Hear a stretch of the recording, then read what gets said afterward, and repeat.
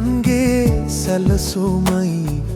පාවුල දෙවියන් විසින්ම පිහිටුවන ලදී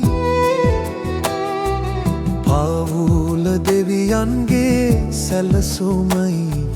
පාවුල දෙවියන් විසින්ම පිහිටුවන ලදී පාවුල ශුද්ධ වූ ප්‍රිත්වයේ අභිමතයයි පාවුල සමාජයේ පදනමයි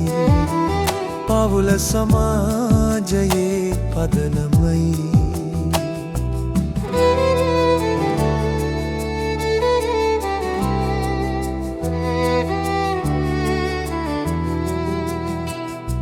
ක්‍රිස්තුස් වහන්සේ සභාවත් අතර ඇති දේව අභිරහස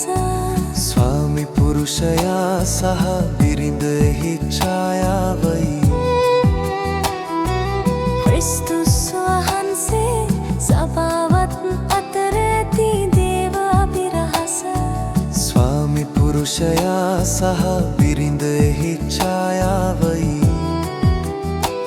මේ පොළොව මත ස්වර්ගය මැවීම උන්වහන්සේගේ පාව සැලසුමයි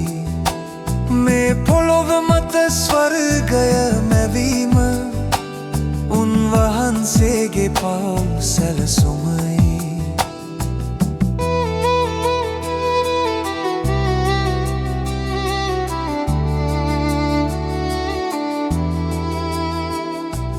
අතීතයේදී පුරුෂයෙකු සහ ස්ත්‍රියෙකු ලෙස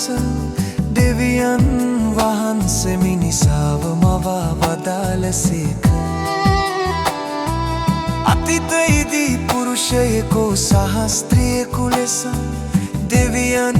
වහන්සේ මිනිසාව මවා වදාළසේක